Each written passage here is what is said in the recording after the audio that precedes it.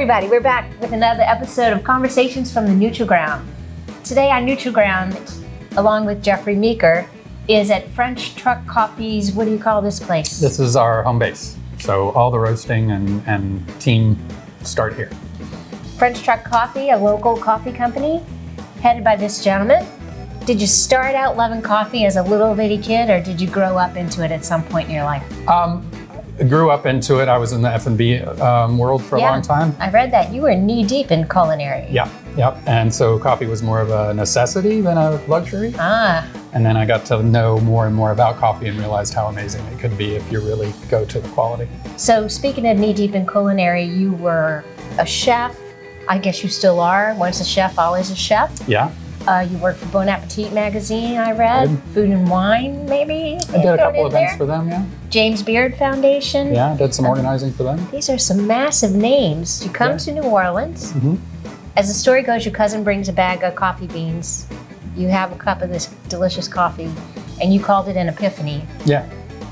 What happened that led you to turning toward being a single roaster here in New Orleans? Well, there just wasn't, there weren't a lot of options at the time. Mm-hmm. This was 12 years ago, 13 years ago. Mm-hmm. And, that was back when you could still buy coffee that had been roasted in the store at Whole Foods. And it was really the place you could get the freshest coffee. Right.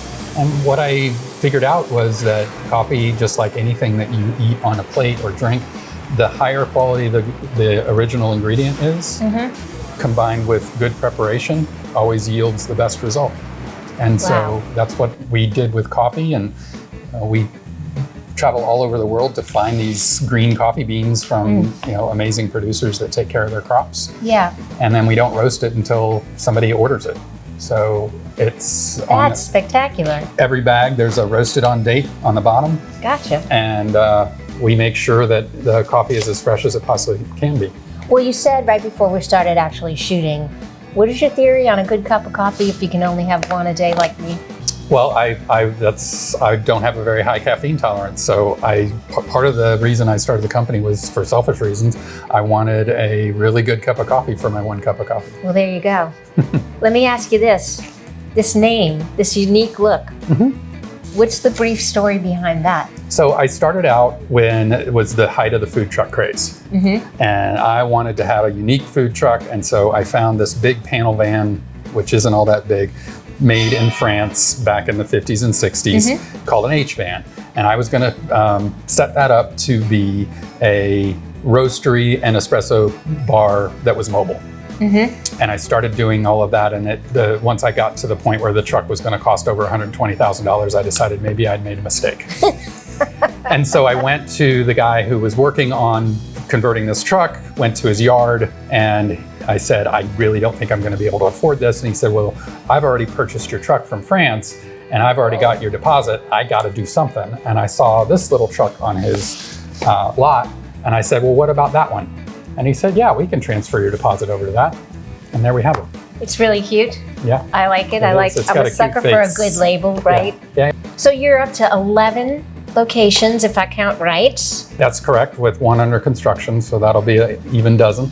Where's the dozenest? The next one is in Memphis, which will make 3 up in Memphis. That's right. And 2 in Baton Rouge? One in Baton Rouge, and the rest are all here in New Orleans. Here, including the original shop on Magazine Street? Yep, that's at 1200 Magazine Street. We used to serve coffee and roast all in one place. In that little bitty site? That's amazing. Just the site alone. We have the coffee festival coming up. What do you hope that you as a roaster can achieve from the coffee festival? Like, it's Sunday afternoon, you're looking back at Friday and Saturday, and you deem it a success because? Just connecting with people in the Gulf South. We all work really hard and we're all really busy, and there's not a time aside from some of the national conferences, which not all of us can get to because they're in Portland or Seattle, Chicago, New York. Right. It's really exciting to have a local situation that is locally produced. This isn't a big national conference. That's right. Where all the people, whether it's from the commodity side of coffee to the specialty side of coffee, all of those folks are all going to kind of be able to get together and know each other a little bit more and maybe be resources for each other. My last question, and it's really my favorite question, and I saved it for last.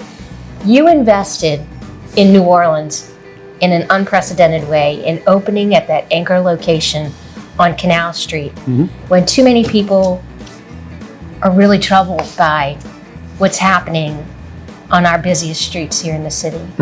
Give me your philosophy on investing in New Orleans, the why, and why you think it's going to work. And let me just say thank you in advance of your answer for doing that, because the signal that that sends to people like me who grew up here and live here is just one of utmost faith. Well, I've been here since 1999, and I really see the pendulum swing with New Orleans. You know, That's true. it goes back and forth, Yeah. and not everybody has seen the swing on the good side.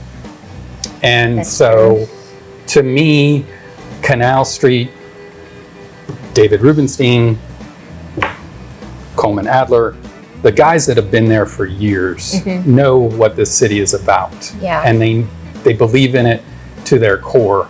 And I have been here long enough to know how important that is and what a difference that makes to our Yeah. city. Yep. And I really think that as we move forward with the city, maybe some different leadership in different locations, I have a lot of faith in what the DDD is doing.